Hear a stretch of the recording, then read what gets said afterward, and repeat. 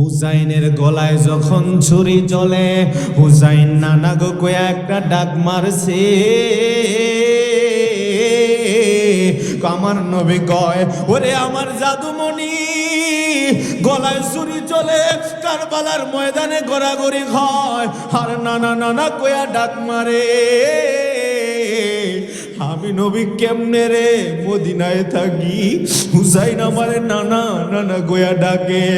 আমি কেমনে রে মদিনায় থাকি, আমি একটা দৌড় মারছি কারবালায়, যাই আমার হুসাইন রে জড়ায়া ধরছি। ওরে ইবনে আব্বাস রে, এই কারবালার ময়দানে আমার হুসাইন যতটা গড়াগড়ি খাইছে রে, আমি আমার হুসাইনের সাথে কারবালায় ততটা গড়াগড়ি খাইছি। ওরে আমার শরীরে যেই মাটি, এই মাটি কিন্তু মদিনার মাটি না, আমার শরীরের মাটি কারবালার মাটি। আমার শরীরে যেই রক্ত, এটা রহমাতুল লিল আলামিনের রক্ত না রে ইবনে আব্বাস, এটা হুসাইনের রক্ত রে ইবনে আব্বাস। ইবনে আব্বাস কয়, নবীজি এই রক্ত কি আপনি মুছবেন না, মাটি কি আপনি মুছবেন না? আমার নবী কয়, সাক্ষী রাইখা দিলাম রে, কাল হাসরের ময়দানে এই প্রত্যেকটা ফুটা রক্তের বিনিময়ে আমি আমার কোটি কোটি গুনাহগার উম্মতের নাজাতের ফয়সালা করে নিব। আল্লাহু আকবার। রাসূল আহলে সুন্নাত ওয়াল জামাত মাওলানা মুনতাসির রহমান সিরাজি সাহেব।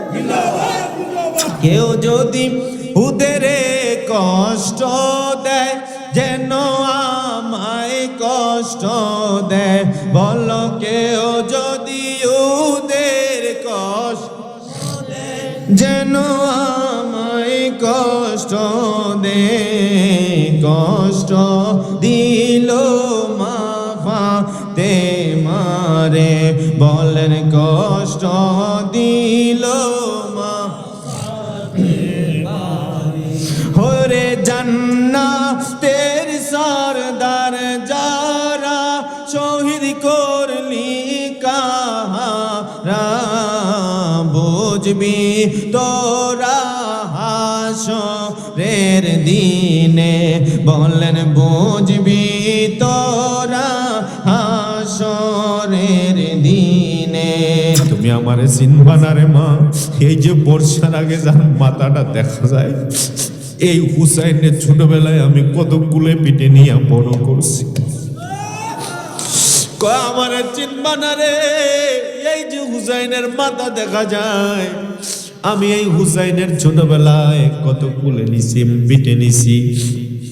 মা আপনি কে, পরিচয়টা দেন। কয় আমি আর কেউ না, কয় আমি তোমার শাশুড়ি হুসাইনের আম্মা ফাতেমার একজন বান্ধবী রে। হাই রে আমার বাবা, ও সাতগাঁওয়ের বন্ধু, ও আহমদ রে পাই, প্রত্যেক বছর আমার নবীর রওজা মুবারকে যায়, যাই একটাই উদ্দেশ্য হলো আমি হজ কইরা নবীর রওজা মুবারকে যাইব, যাই আমি আমার নবীরে আসসালাতু ওয়াসসালামু আলাইকা ইয়া রাসূলুল্লাহ বলে সালাম দিব গো। আর আমার নবীর রওজা মুবারকের ভিতর থেকে আমি আহমদ রে পাইর সালামের জবাব দিবে, আর এই জবাবটা আমি পাগলা নিজের কানে শুনতে চাই। নবীর রওজা মুবারকের সামনে যাইয়া এইভাবে বায়না ধরছে, কয় নবী আমি আপনার সালাম দিব, আর আপনি রওজা মুবারকের ভিতর থেকে জবাব দিবেন, এটা আমি শুনতে চাই। এই কথা বলি আহমদ রে পাই আমার নবীর রওজা মুবারকের সামনে প্রথম বছর যায় যখন সালাম দিলেন, রওজা মুবারকের ভিতর থেকে সালামের কোনো জবাব নাই, সালামের কোনো জবাব নাই। আহমদ রে ভাই মনের দুঃখ নিয়ে আবার দেশে চলে গেলেন।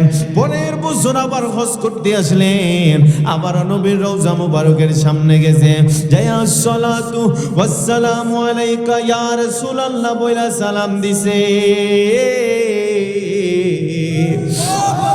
দিতে দিতে পরের বছর কোনো জবাব নাই, যেই মাত্র তৃতীয়বার সালাম দিছে গো, দ্বিতীয় বছর কোনো জবাব নাই। এইভাবে আহমদ রেফাই 39 বার নবীর রওজা মুবারকে গেছে। 39 বছরে নবীর রওজা মুবারকে যাইয়া 39 বার নবীরে সালাম দিছে, একবারও আমার নবী জবাব দেয় নাই। যেদিন 40 নম্বর বারে যাবে ওই দিন আহমদ রেফাইয়ের দাড়িগুলা সাদা, চুলগুলাও সাদা হয়ে গেছে। আহমদ রেফাই কয়, আরে আল্লাহর ওলিরা কিন্তু তাদের মরণের কথা কিন্তু তারা বলতে পারে, ইঙ্গিত পাওয়া যায়। আহমদ রেফাই এবার 40 নম্বর বার আমার নবীর রওজা মোবারকের সামনে যাইয়া ওরে দুইটা চোখের পানি ফালাইয়া কান্দে আর কয়, নবী গো, ইয়া রাসূলুল্লাহ, নবীজি আমি মনে হয় আর আপনার রওজা মোবারকে আসতে পারবো না, এটাই মনে হয় আমি আহমদ রেফাইয়ের শেষ জিয়ারত। নবী গো, মনের ভিতরে আমার বড় দুঃখ গো, 39 বার আপনারে আমি সালাম দিলাম কিন্তু একবারও আপনি জবাব দিলেন না। আজকে জীবনের শেষবার আপনি নবীর রওজা মুবারকের সামনে দাঁড়াইয়া আপনারে একটা সালাম দিব। ইয়া রাসূলুল্লাহ, নবীজি আমার মন বলছে নবী গো, এইবারও মনে হয় আপনি আমার সালামের জবাব দিবেন না। তবে নবীজি এবার যেহেতু জীবনের শেষবার আপনি নবীর রওজা মুবারকে দাঁড়ায় সালাম দিব, জীবনের শেষবার আপনি নবীর রওজা মুবারকে সালাম আমি আগের মতো দিব না, 39 বারের মতো আজকে আমি সালাম দিব না, আজকে আমি সালামের পদ্ধতিটা ঘুরাইয়া দিব। হাই রে আহমদ রেফাই আমার নবীর রওজা মুবারকের সামনে যাইয়া নবীরে দাঁড়ায় দাঁড়ায় কয়, নবীজি এতদিন আপনারা সালাম দিছে আহমদ রেফাই, আজকে আপনারা আহমদ রেফাই সালাম দিবে না, আজকে আপনারা সালাম দিবে আপনার কলিজার টুকরা নাতি হুসাইন। কয় আমি আহমদ রেফাই, আর আহমদ রেফাই নই গো, আমি আহমদ রেফাই কিছুক্ষণের জন্য আপনার কলিজার টুকরা নাতি হুসাইনের অভিনয় করব। কয় আমি রওজা মুবারকের সামনে দাঁড়াইয়া হুসাইনের অভিনয় কইরা যদি আমার নবীরে ডাক দে, আমার মন বলছে আহমদ রেফাইয়ের জবাব নবী 39 বছর দেয় নাই, কিন্তু হুসাইনের সালামের জবাব আমার নবী না দিয়া থাকতে পারবে না। হাই রে আহমদ রেফাই নবীর রওজা মুবারকের সামনে যাইয়া এইভাবে দাঁড়াইছে, কই নবীজি আমি আর আহমদ রেফাই নই, এখন আমি আর আহমদ রেফাই নই, আমি হলাম হুসাইন। হুসাইনের অভিনয় কইরা আহমদ রেফাই নবীর রওজা মুবারকের সামনে যায়, কয় না না, ও না না, আমি আহমদ রেফাই নই গো, আমি আপনার নাতি হুসাইন বলছি। নবীজি আপনি কি নাতির সালামের জবাবটা দিবেন না? আপনি হয়তো আহমদ রেফাইয়ের জবাব নাও দিতে পারেন, কিন্তু আপনার কলিজার টুকরা জাদুমনির জবাবটা কি দিবেন না? এই আহমদ রেফাই হুসাইনের অভিনয় কইরা যখন নবীরে সালাম দিছে, কিতাবের মধ্যে দেখলাম যখন আমার নানারে নবীরে নানা গো কইয়া আহমদ রেফাই সালাম দিছে, 40,000 হাজীদের সামনে আমার নবী রওজা মুবারকের ভিতর থেকে ওয়া আলাইকুমুস সালাম বলে জবাব দিয়েছে। আল্লাহু আকবার বলা। যেই হুসাইনের অভিনয় করে রহমাতুল লিল আলামিন সালাম দিলে আমার নবী জবাব না দিয়া থাকতে পারে না। ওই হুসাইন রে কেমনে জানি রে, কারবালার ময়দানে জানি কেমনে হুসাইনের গলায় ছুরি লাগাইয়া দিছে। হাই রে নবীজি, মায়ার নবী যেদিন কারবালার ময়দান কায়েম হবে, ওই কারবালার ময়দানে হাইরে নবীর একজন সাহাবী ছিল যার নাম হলো ইবনে আব্বাস। হাইরে ওই ইবনে আব্বাস ওই কারবালার যুদ্ধের সময়ে ইবনে আব্বাস 61 হিজরিতে রহমাতুল লিল আলামিনের রওজা মুবারক জিয়ারত করতেছে। আর কারবালার ময়দানে ইমাম হুসাইন তো ওই দিন শাহাদাত বরণ করছে 10 মুহররম। ও ইবনে আব্বাস নবীর রওজা মুবারকের সামনে জিয়ারত করতে করতে ঘুমায়া গেছে। হাইরে ঘুমের ঘরে তাকায়া দেখে আমার নবীর রক্ত মাখা চেহারা, নবীজির শরীর মুবারকে মাটি, নবীজির চেহারা মুবারকে রক্ত। হাইরে ইবনে আব্বাস স্বপ্নে ডাক দিয়া কয়, নবীজি আপনার এত পেরেশান কেন লাগে? আর শরীর মুবারকে রক্ত কেন? শরীর মুবারকে মাটি কেন? আমার নবী কয়, ওরে ইবনে আব্বাস রে, নাই রে নাই রে, আমার জাদুমণি আর দুনিয়াতে না। এই মুহূর্তে কারবালার ময়দানে হুসাইনের গলার মধ্যে ছুরি চালায়া দিছে। ওরে আপনি আমি একটু ব্যথা পাইলে মা গো কয়া ডাক দেই, বাবা গো কয়া ডাক দে, কিন্তু নবী কয় হুসাইনের গলায় যখন ছুরি চলে হুসাইন নানা গো কয়া একটা ডাক মারছে। আমার নবী কয়, ওরে আমার জাদুমণি গলায় ছুরি চলে কারবালার ময়দানে গড়াগড়ি খায় আর নানা নানা কয়া ডাক মারে। আমি নবী কেমনে রে মদিনায় থাকি, হুসাইন আমারে নানা নানা গোয়া ডাকে। আমি কেমনে রে মদিনায় থাকি, আমি একটা দৌড় মারছি কারবালায়, যাই আমার হুসাইন রে জড়ায়া ধরছি। ওরে ইবনে আব্বাস রে, এই কারবালার ময়দানে আমার হুসাইন যতটা গড়াগড়ি খাইছে রে, আমি আমার হুসাইনের সাথে কারবালায় ততটা গড়াগড়ি খাইছি। ওরে আমার শরীরে যেই মাটি, এই মাটি কিন্তু মদিনার মাটি না, আমার শরীরের মাটি কারবালার মাটি। আমার শরীরে যেই রক্ত, এটা রহমাতুল লিল আলামিনের রক্ত না রে ইবনে আব্বাস, এটা হুসাইনের রক্ত রে ইবনে আব্বাস। ইবনে আব্বাস কয়, নবীজি এই রক্ত কি আপনি মুছবেন না? মাটি কি আপনি মুছবেন না? আমার নবী কয়, সাক্ষী রাইখা দিলাম রে, কাল হাসরের ময়দানে এই প্রত্যেকটা ফুটা রক্তের বিনিময়ে আমি আমার কোটি কোটি গুনাহগার উম্মতের নাজাতের ফয়সালা করে নেব। আল্লাহু আকবার। আহলে সুন্নাতুল জামাত আযম মাওলানা মুনতাসির রহমান সিরাজি সাহেব। কেউ যদি উদেরে কষ্ট দেয়, যেন কষ্ট দেয় আমায় বলো। আমার নবী কয়, মান আহাব্বাহুমা ফাকাদ আহাব্বানি ওয়া মান আবগাদাহুমা ফাকাদ আবগাদানি। যারা আমার হাসান হুসাইন এই দুজনকে কষ্ট দেয় তারা আমারে কষ্ট দেয়, আর যারা তারে ভালোবাসে আমি নবীরে ভালোবাসি। কেউ যদি উদেরে কষ্ট দেয়, যেন আমায় কষ্ট দেয় বলো। কেউ যদি উদের কষ্ট দেয়, যেন আমায় কষ্ট দেয়, কষ্ট দিল মা ফাতেমারে, বলেন কষ্ট দিল মা।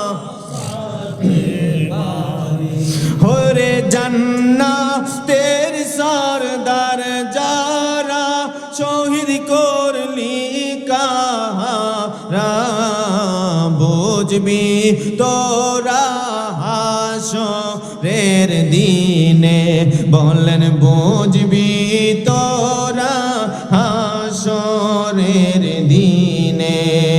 একটা জবানও বন্ধ রাখবেন না, চিৎকার মেরে বলেন না সুবহানাল্লাহ।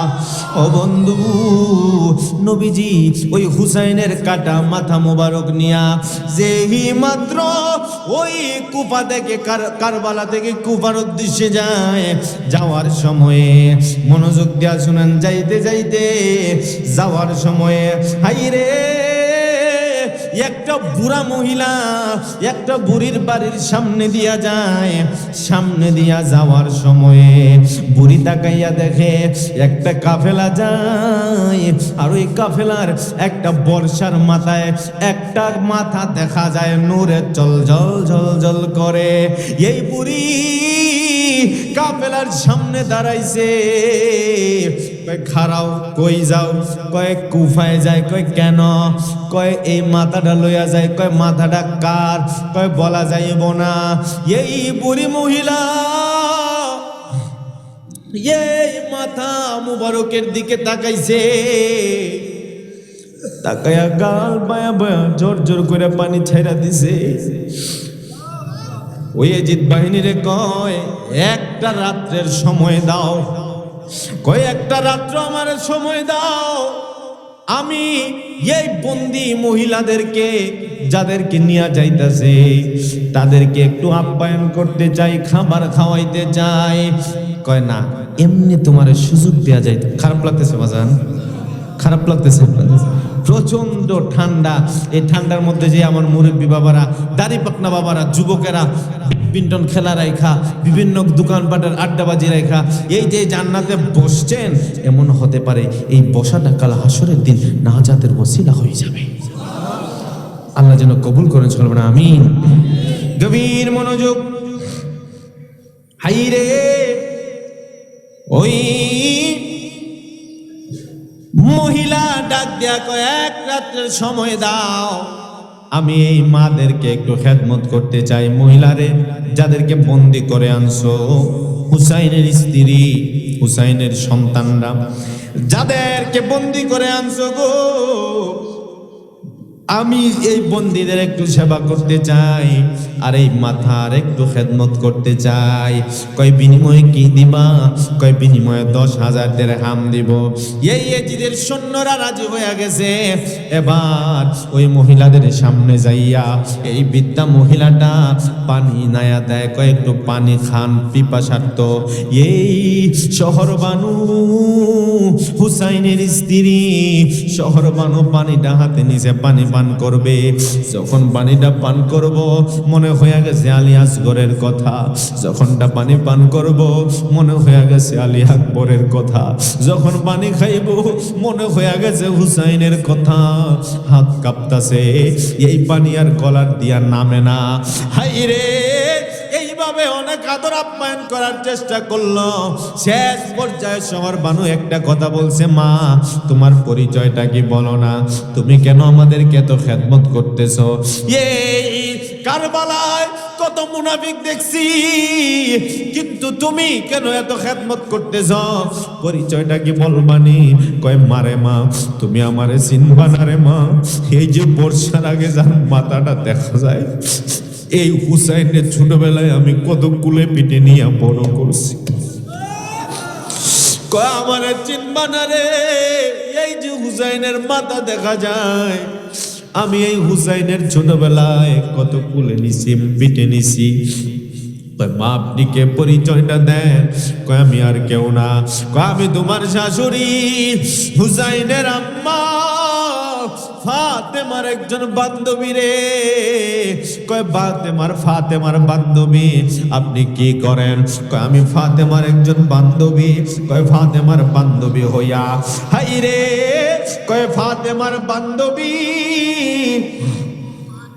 ফাতেমার বান্ধবী আপনি কেন এখানে আমাদেরকে খেদমত করেন? কয় ফাতেমা যেদিন ইন্তেকাল করবে, ইন্তেকালের আগে আমার একটা ওসিয়ত করছিল। কয় কি ওসিয়ত? কয় কোন ওসিয়তের কথা পরে কই, আগে ফাতেমার সাথে আমার সম্পর্কটা কেমন আছিল জানো? কয় কেমন সম্পর্ক? কয় আমি একজন ইহুদি মহিলা ছিলাম, আমি প্রথমে মুসলমান ছিলাম না। আমার বাবার কোটি কোটি টাকার মালিক, আমার বাবা কোটি কোটি টাকার সম্পদ আছে। আমার বাবা, খারাপ লাগতেছে আপনাদের বাবা? আমার বাবার কোটি কোটি টাকার সম্পদ আছে। আমার বাবা ছিল মদিনার মধ্যে সব থেকে বড় একজন সম্পদবান ছিল আমার বাবা। আমার বান্ধবী ছিল ফাতেমা। এবার ওই বান্ধবীর যেদিন বিয়ে হবে, বান্ধবী তার বাপ ইহুদি বাপরে কয় আমি বিয়ে বসবো না। কই কেন? কয় আমার একটা বান্ধবী আছে, কয় আমি আমার বান্ধবীরে রাইখা আমি বিয়েতে বসবো। কয় তোমার বান্ধবীকে? কয় আমার বান্ধবী হচ্ছে ফাতেমাতুজ জহরা। একটু জোরে বলেন সুবহানাল্লাহ। কয় আমি ইহুদি হতে পারি, ফাতেমা রহমাতুল্লিল আলামিনের কন্যা হইতে পারে, কিন্তু ফাতেমার মতো এত মিষ্টি এত ভালো বান্ধবী আমি আমার জীবনে পাই নাই। আমি আমার বান্ধবীরে ছাড়া বিয়ের পিড়িতে বসবো। বাপে কই তুমি যে তোমার বান্ধবীরে ছাড়া বসতা না, কি আছে তোমার বান্ধবী? তার বাপেরই বা কি আছে? নাউজুবিল্লাহ বললেন না? কই বাপের কি আছে? আরে রাসূল তোমায় না চিনিলে তোমার কি আসে যায়, দোনো জাহান তোমারি নূরে চরণে ঝুঁকায়। সুবহানাল্লাহ বলেন। এই ফাতেমার বাপের কি আছে? আরে ফাতেমার বাপ তো দোনো জাহানের রহমত। আল্লাহ তো কি ফাতেমা যে পোশাকটা পরে আসবো, এই পোশাক পরে যদি আমার অনুষ্ঠান ঢুকে, তুমি তো মান সম্মান তুমি ধরে রাখতে পারবে না। আমি এত কিছু বুঝি না, আমার বান্ধবী ফাতেমা ছাড়া আমি আজকে বিয়ের পিড়িতে বসবো। গভীর মনোযোগ। এ ভাই, এই ফাতেমারে যে দাওয়াত দিছে, অনেক পীড়াপিড়ির পরে ফাতেমাতুজ জহরারে দাওয়াত দিছে। ডাক দিয়া কয় ফাতেমা রে, ও ফাতেমা, যদি তুমি আমার বিয়েতে না আসো, আমি কিন্তু আমার বাবারে বলে দিছি আমার বান্ধবী ফাতেমা আমার বিয়েতে না আসলে আমি বিয়ের পিড়িতে বসবো না। এবার এই কথা বলে চলে গেছে। ফাতেমা আমার নবীর কাছে যায়, কয় বাবা বিপদে পড়ে গেলাম। কয় কি বিপদ? কয় বাবা গো, আমার বান্ধবী আমারে দাওয়াত দিছে, এই বান্ধবীর বিয়েতে যদি না যাই গো, এই বান্ধবী বলে বিয়ের পিড়িতে বসবে না। ইহুদি বান্ধবী, তার বাবা এই মদিনার কয়েকজন কোটিপতি, কয়েকজন শিল্পপতির একজন। কই এই বিয়েতে যাইতে গেলে তো আমি কেমনে যাব? আমার তো ভালো পোশাক নাই, আমার তো ভালো জামা নাই, আমি বিয়েতে কেমনে যাব? যে আমার নবীর কাছে ডাক দিয়ে বলে, নবীজি, ও মায়ার নবী গো, কেমনে আমি এইখানে যাব বাবা? রহমাতুল্লিল আলামিন রে যায় কয়, আমারে ভালো কিছু পোশাক আপনি আইনা দেন। এবার আমার নবীজি ফাতেমারে বলে, ফাতেমা রে, চিন্তা কইরো না রে ফাতেমা, জান্নাত থেকে পোশাকের ব্যবস্থা করে দিবে আমার আল্লাহ। পরের দিন জিবরাইল আসছে, জান্নাত থেকে পোশাক নিয়ে আইছে। এত জান্নাতি সুন্দর, এত সুন্দর জান্নাতি পোশাক। ফাতেমা যখন এই পোশাক পরছে, পরার পরে পরের দিন বিয়ে বাড়ির উদ্দেশ্যে রওনা দিছে। এই বান্ধবীর বিয়ের অনুষ্ঠানে কত কোটি কোটি টাকার মালিক, কত শিল্পপতিরা এই বিয়ের অনুষ্ঠানে যায়, কত মহিলারা খাবার খায়, এক একজনের ড্রেস এক একজনের থেকে সেরা, কারোর থেকে কারোর জামা সুন্দর, একজনের থেকে আরেকজনের জামা সুন্দর। এত সুন্দর জামা পইরা যেই মাত্র এই বিয়ের অনুষ্ঠানে গেছে, এবার বিয়ে অনুষ্ঠানে সবাই খাইতাছে, কিন্তু ফাতেমার বান্ধবী বিয়ের পিড়িতে বসে না রে বাবা। একটাই উদ্দেশ্য, যতক্ষণ ফাতেমা আমার অনুষ্ঠানে আসবে না, ততক্ষণ আমি বিয়ের পিড়িতেও বসবো না।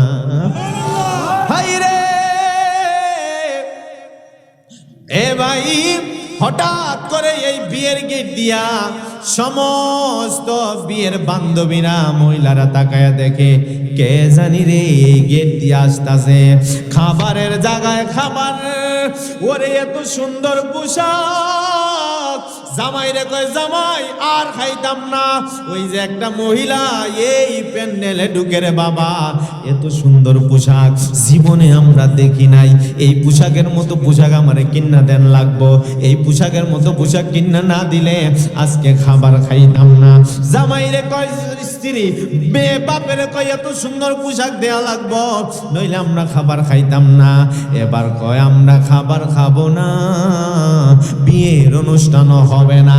তাড়াতাড়ি ফাতেমা তো জাহরার কাছে গেছে, যা ডাক দিয়া কয় ফাতেমা একটু বলেন না এই পোশাকটা কই থেকে আনছেন, কোন মার্কেট থেকে আনছেন? জীবনে আমরা মক্কায় কত মার্কেটে গেলাম, মিশরের মার্কেটে গেলাম, সিরিয়া ইয়ামেনের বড় বড় মার্কেট বাকি রাখি নাই, সব বড় বড় শপিং মল থেকে শপিং করি, কিন্তু এত সুন্দর পোশাক কোনোদিন দেখি নাই। ফাতেমার একটা কথা মনে হয়ে গেছে, আমার নবী ফাতেমারে পাঠানোর সময় বলছিল, ফাতেমারে এই অনুষ্ঠানে তুমি যাইবা ঠিক আছে, তুমি বিয়ে খাওয়ার জন্য যাইবা না, তুমি যাইবা সবাই রে মুসলমান বানানোর জন্য। তুমি বিয়ে খাওয়ার জন্য যাইও না, এমন ব্যবহার তার সাথে করবা যেন তোমার ব্যবহার দেখে মুসলমান হয়ে যায়। ফাতেমা কয় সলতনি বাজান, ফাতেমা কয় বান্ধবীরা রে, ও বান্ধবীরা শোনো শোনো, এই যে পোশাকের কথা বললা, এই পোশাকটা আমি কই থেকে কিনছি জানো নি? এই পোশাক আমি যেই মার্কেট থেকে কিনছি, এই মার্কেটের নাম হলো জান্নাতুল ফেরদাউস। হায় রে বান্ধবীরা কয় ইয়ামেনের কত মার্কেটে গেলাম, মিশরের মার্কেটে গেলাম, সিরিয়ায় কত মার্কেটে গেলাম, ওরে জান্নাতুল ফেরদাউস নামে মার্কেট তো শুনি নাই। আরো সহজ করে দাও, মার্কেটের কথা বললা চিনি নাই, মালিকের নামটা কয় মার্কেটের কথা বললা চিনি নাই, মার্কেটের মালিকের নামটা বললে চিনতে পারি। কয় মার্কেটের নাম জান্নাতুল ফেরদাউস, আর মার্কেটের মালিকের নাম লা ইলাহা ইল্লাল্লাহ। আল্লাহু আকবার বলো। কয় লা ইলাহা ইল্লাল্লাহ, এটা আবার কেমন নাম? জীবনে তো আমার নাম নবীন আল্লাহর নাম শুনে নাই। কয় লা ইলাহা ইল্লাল্লাহ, এটা আবার কোন লোক যার এত সুন্দর মার্কেট আছে, যার এত দামি মার্কেট আছে, এত সুন্দর পোশাক, এই মালিকটা কে? মালিক চিনি নাই। আচ্ছা ফাতেমা, মালিকটারে তো চিনি নাই, মার্কেটও চিনি নাই। মার্কেট এত বড় মার্কেট, ম্যানেজার ছাড়া তো চলে না, একটু ম্যানেজারের নামটা কেউ চিনলেও চিনতে পারি। ফাতেমা কয় এই মার্কেটের নাম জান্নাতুল ফেরদাউস, মালিকের নাম লা ইলাহা ইল্লাল্লাহ, আর ম্যানেজারের নাম মুহাম্মাদুর, সকলে বলেন সাল্লাল্লাহু। কয় মুহাম্মদ রাসূলুল্লাহ কর পরে চিনছে। কয় এটা কি তোমার বাবা? কয় হ, এই মার্কেটের ম্যানেজার আমার বাবা। এ ফাতেমা রে, আর খাবার খাইতাম না রে ফাতেমা, তাড়াতাড়ি আমরা রে নবীর কাছে নিয়ে যাও। এই পোশাক যত টাকা লাগে, যত দিরহাম লাগে, এই পোশাক আমগোল লাগবো। তাড়াতাড়ি ফাতেমার সাথে রওনা দিছে আমার নবীর দরবারে। আরে আরে আরে নবীর দরবারে যখন যায়, হাই রে ফাতেমা কয় নবীর রাস্তায় যারা যায়, নবীর দিকে যারা যায়, উমর গেছে নবীরে মারতে, যায় ইমানদার হয়ে গেছে। আর তারা যাইব নবীর কাছে পোশাক কিনতে, যায় আমার নবী ইমানদার বানায়া নিবে। গেছে নবীর কাছে, যায় আমার নবীজি, আমার নবীজি হুজরা মুবারকের সামনে গেছে। ফাতেমা দরজায় যায় সালাম দিছে। নবীজির দরজা, নবীজির দরজা খুললাই কয় বান্ধবীরা রে, তোমরা বলো কোন কালারের পোশাক লাগবো? বান্ধবীরা কয় খাইছে রে, এই মুহাম্মদে পোশাকের খবর জানলো কেমনে? এই কথা বলে আমার নবীর চেহারার মুবারকের দিকে তাকাইছে। ওরে নবীর চেহারা মুবারকের দিকে তাকাইয়া কয় নবীজি এতক্ষণ তো পোশাক রে বেশি সুন্দর লাগছে, আপনার চেহারার দিকে তাকাইয়া দেখি গো আসমানের চাঁদ আপনার চেহারার কাছে হেরে যাবে। ও নবী, নবীজি এত সুন্দর চেহারায় আপনার, এই জন্য তো মা আয়েশা কয় ওরে মিশরের মেয়েরা ইউসুফ নবীর চেহারা দেখা ফল কাটতে যায় হাত কাটছে টের পায় নাই। আর যদি ওখানে ইউসুফ নবীর জায়গায় আমার নবী হইতো, তারা ফল নয় হাত নয় কলিজা কাটটা ফেললেও জান্নাত পরিমাণ টের পাইতো না। কয় আর দেরি কইরো না, দেরি কইরো না ইয়া রাসূলুল্লাহ, যার চেহারাটা এত সুন্দর যার চেহারা দেখলে দুনিয়ার কথা ভুলা যায়, যার চেহারাটা দেখলে দুনিয়ার পোশাকের কথা মনে থাকে না, যার চেহারা দেখলে দুনিয়ার কথা আমি ভুলা যাই, ওই নবীর চেহারা না যদি এত সুন্দর হয়, না জানি ওই নবী কেমন সুন্দর, নবীর মনটা জানি কেমন সুন্দর। আর দেরি কইরেন না গো নবী, তাড়াতাড়ি আমাদের বিয়ের অনুষ্ঠানের সবাই রে কালমা পড়ায় মুসলমান বানাই দেয়। ওই যে আমি মুসলমান হইছিলাম, ইহুদি বান্ধবী কয় আমি মুসলমান হইছিলাম, হওয়ার পরে আমি আর বিয়ে বসি নাই, আমি আমার বান্ধবী ফাতেমার কাছে চলে গেছি। আমার বাবার কোটি কোটি টাকার সম্পদ ফালাইয়া আমি ফাতেমার কদমে যায় গোলাম হয়ে গেছি। কারণ জানি রে, আমি যদি এই জান্নাতের মালিক রে পায়া যায়, আমি যদি জান্নাতের মালিক রে পায়া যায়, আমার তো জান্নাতের চিন্তা নাই। ফাতেমা তো জান্নাতের রমণীদের সরদারিনী, আমি খাতুনে জান্নাতের গোলাম হয়ে গেছি। ওই দিন থেকে আমি ফাতেমার সেবা করি। ফাতেমার সন্তান যখন হাসান হুসাইন হইছে, তার আমি কত বলে কোলে পিঠে নিয়ে মানুষ করছি। যখন ফাতেমা ইন্তেকাল করছিল, ইন্তেকালের সময় আমার একটা ওসিয়ত করছিল, এ বান্ধবী, আমার ইন্তেকালের পরে হয়তো তুমি চলে যাইবা, কিন্তু চলে যাওয়ার পরে রে যদি কোনোদিন দেখো যে তোমার সামনে দিয়া কোনো কাফেলা যায়, আর ওই কাফেলার মাথার বর্ষা লাগায় যদি কারো কাটা মাথা থাকে, তা করে একটু যত্ন কইরো, তা করে একটু সেবা কইরো, বন্দীদেরকে একটু আপ্যায়ন করায়ও। ওই বুদ্ধ লোকটা কয়, এরে শহর বানু, আমি তো ওই ফাতেমার বান্ধবী। ফাতেমা ইন্তেকালের আগে আমার হুসাইনের শাহাদাতের খবর ফাতেমা জানতো, কিন্তু গাইরে যদি কোনো মা জানে সন্তান আজকে এদিকে গেলে অ্যাক্সিডেন্ট করব, ওই মা কিন্তু সন্তানকে যাইতে দেয় না, সন্তানকে যাইতে দেয় না। ফাতেমা জানে যে হুসাইন শহীদ হইব কারবালায়, এরপরও ফাতেমা যাইতে দিলেন কেন? ফাতেমা কয়, একদিন শেষ কথা, ফাতেমা কয় একদিন দেখি আমার বাবা মসজিদে সিজদার মধ্যে পড়ে আছে, আমার বাবার সাথে আমার একটা দরকার ছিল, আমি গেলাম মসজিদে, যাই দেখি কই বাবার নামাজটা শেষ হোক, শেষ হলে আমি বাবার সাথে কথা বলবো। কিন্তু আমি দেখি 1 মিনিট হয়ে গেছে, বাবা সিজদা থেকে মাথা তুলে না, 2 মিনিট হয়ে গেছে, বাবা মাথা তুলে না, 1 ঘন্টা হয়ে যায়, রহমাতুল আলামিন সিজদা থেকে মাথা তুলে না। নবী কিসের নামাজ পড়ে রে? আমি ভাবছি আমার বাবা তো আল্লাহর নবী, নবীর কত নামাজ থাকতে পারে, হয়তো নবী কোনো নামাজ পড়ে। কিন্তু আমি ফাতেমা দেখি মসজিদের বাহির থেকে বলে পানিতে আমার বাবার পা গুলা ফুলে গেছে, ঘন্টার পর ঘন্টা থাকতে হাত গুলা ফুলে গেছে, পা গুলা ফুলে গেছে। আমি ভয় পেয়ে গেছি, কি রে নবীর কি কিছু হয়েছে নাকি? আল্লাহর কসম করে বলি, আমি ফাতেমা মসজিদের ভিতরে একটা দৌড় মারছি, তাই আমার বাবার কোন মুখের মধ্যে কানটা লাগাইছি, লাগাই আমি আমার শুনি আমার বাবা সুবহান রাব্বিয়াল আলা বলে না, ঘন্টার পর ঘন্টা আমার বাবা উম্মতি উম্মতি বলে কাঁদতেছে।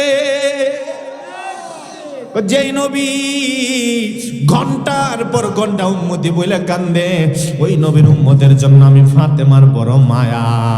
কয় আমি জানি আমার হুসাইন কারবালায় শহীদ হইব, এরপরে আমি আমার হুসাইন রে কেন পাঠাইছি জাননি রে?